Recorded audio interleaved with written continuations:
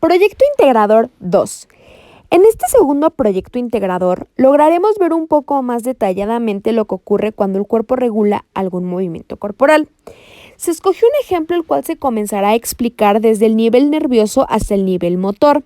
Se mencionan las cortezas cerebrales y las funciones que éstas juegan a la hora de realizar alguna actividad, la cual tenga que ser regulada en fuerza o velocidad. ¿Y qué pasaría si no se regula de manera correcta? También se hablará de qué sucede cuando esta información llega al músculo y sobre el proceso de despolarización. Comencemos. Muy bien, vamos a empezar a hablar sobre la función neuromuscular. Para empezar con esto, vamos a explicar un poco la relación de las diversas cortezas que tenemos en el cerebro. Empezaremos hablando de la corteza premotora, que es la encargada de las funciones cognitivas superiores. Cuando nosotros queremos ejecutar una acción, va a empezar a haber una activación en esta área. Luego tenemos la corteza premotora, que es la encargada de controlar y guiar los músculos relacionados a esta acción. Pasando por aquí tenemos la corteza suplementaria, que es la encargada de la coordinación de esta musculatura, es decir, que la acción se empiece a ejecutar coordinadamente. Y de ahí tenemos a la corteza motora primaria, que es la encargada de los movimientos voluntarios a la hora de nosotros ejecutar una acción. Todas estas áreas ejecutan algo que se conoce como plan motor. Una copia del plan motor va a ir a la corteza somatosensorial, que es esta amarilla de aquí.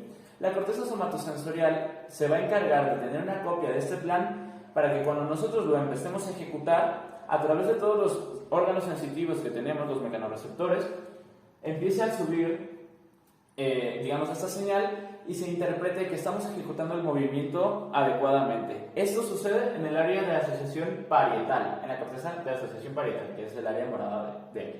Esa es la relación que tienen todas las cortezas a la hora de nosotros ejecutar un movimiento. Se ejecuta el plan de acción, se ejecuta un plan sensitivo y se relaciona para asegurarse que nosotros estamos ejecutando el movimiento de la manera en la que nosotros lo planificamos. Continuando con la explicación, por debajo de la corteza motora tenemos lo denominado como sustancia blanca. La sustancia blanca está formada por los axones de las neuronas. En esta sustancia tenemos tres tipos de fibras. Por un lado tenemos las fibras interhemisféricas, que se encargan de relacionar el hemisferio derecho con el hemisferio izquierdo, y por otro lado tenemos las fibras de proyección, que se encargan de mantener en relación las estructuras subcorticales con zonas como la corteza cerebral y con zonas más distales como la médula espinal, en función de que las señales sean aferentes o eferentes. Y por último tenemos las fibras de asociación, que se encargan de relacionar las diversas áreas del cerebro en las diversas partes de la corteza.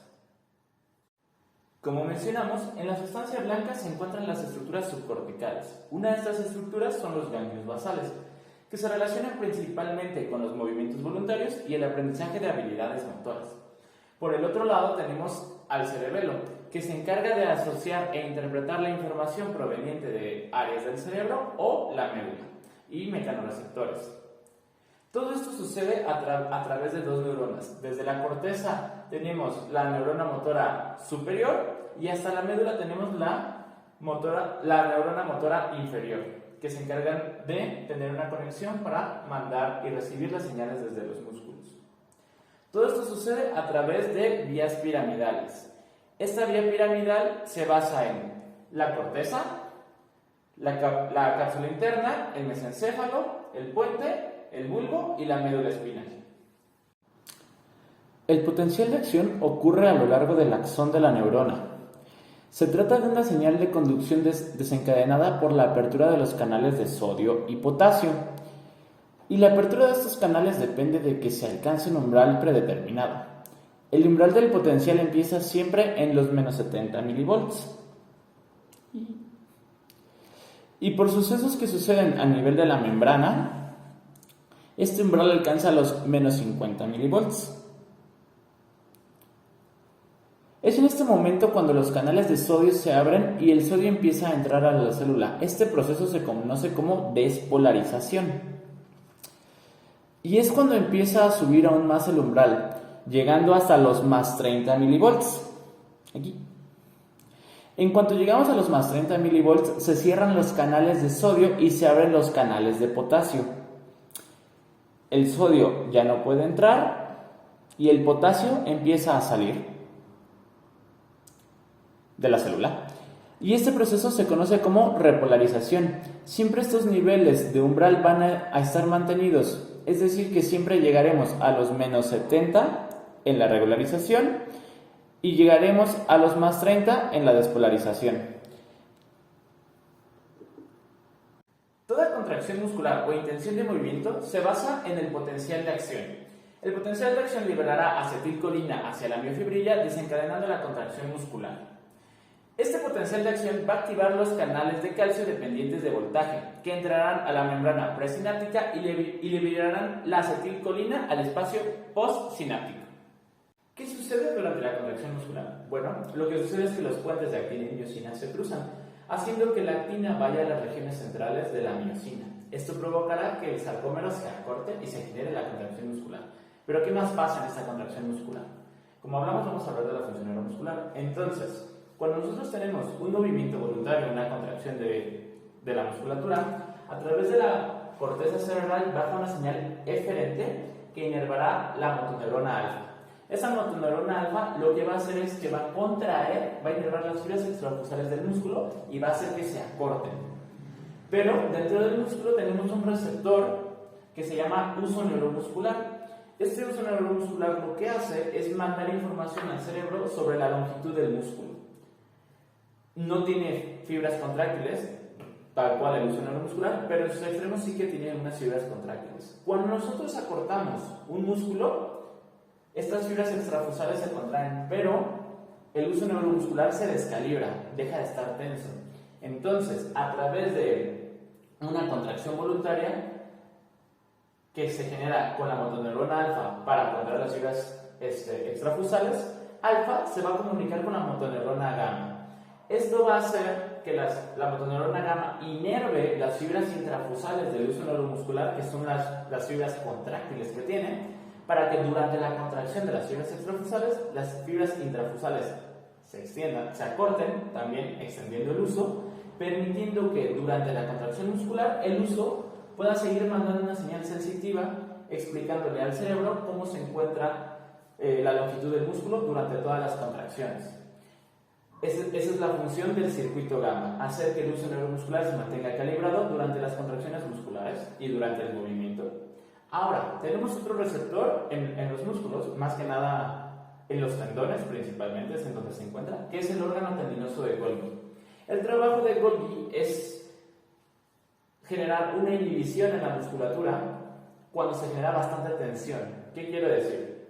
Golgi va a estar mandando una señal aferente hacia la médula espinal y el cerebro sobre la tensión que recibe todo el músculo a través del tendón. Entonces, cuando la señal de contracción es bastante, es decir, se están inervando más fibras musculares y se está generando más y más contracción y no se puede vencer ese reto o esa carga, o ya es imposible vencerla, Golgi va a notar que hay una tensión excesiva en la musculatura y va a mandar una señal inhibitoria para que esas fibras extrafusales, esas fibras del músculo agonista que están contrayendo, se relajen. Y va a mandar una señal de contracción a la musculatura antagonista. Es decir, si yo estoy cargando algo muy pesado con mis brazos y el cerebro dice que ya no puedo, sigo inervando más fibras y no puedo vencer esa carga, va a haber tanta tensión en el tendón que Golgi se va a activar para inhibir a mi musculatura del bíceps y activar la musculatura del tríceps y que yo suelte esa carga. Esto es un mecanismo de protección para evitar daños tanto en la integridad de la musculatura como el tendón, que no se rompa ese tendón. Todo esto sucede, es una relación que tienen entre la activación de gamma por las del uso neuromuscular, que coordina adecuadamente la contracción muscular, y de Golgi, que regula esa cantidad de tensión soportada por el tendón. Todo esto se puede ver en cualquier movimiento que nosotros ejecutemos, siempre se está ejecutando el circuito gamma, y ante cualquier resistencia que estemos venciendo constantemente, intentando movilizar una carga, Golgi se activará o no en función de que podamos vencer esa carga, de la tensión que recibe en ese tendón. Como explicamos, todo eso, esa información desciende a través de la vía piramidal, desde la corteza cerebral, y ya explicamos cómo funciona toda la relación de las cortezas motoras. Y de esa manera, cuando nosotros ejecutamos un plan y se empieza a realizar, empieza a recibirse esa señal que deberíamos de sentir en función de lo que nosotros planeamos, y si eso no sucede y tal, llega más señal sensitiva desde Golgi para que detengamos la acción. Bueno, se detenga súbitamente la acción. Y eso es todo sobre la función neuromuscular. Muchas gracias. En conclusión, cuando el músculo desarrolla tensión concéntricamente, ocurre movimiento en la articulación cruzada por él.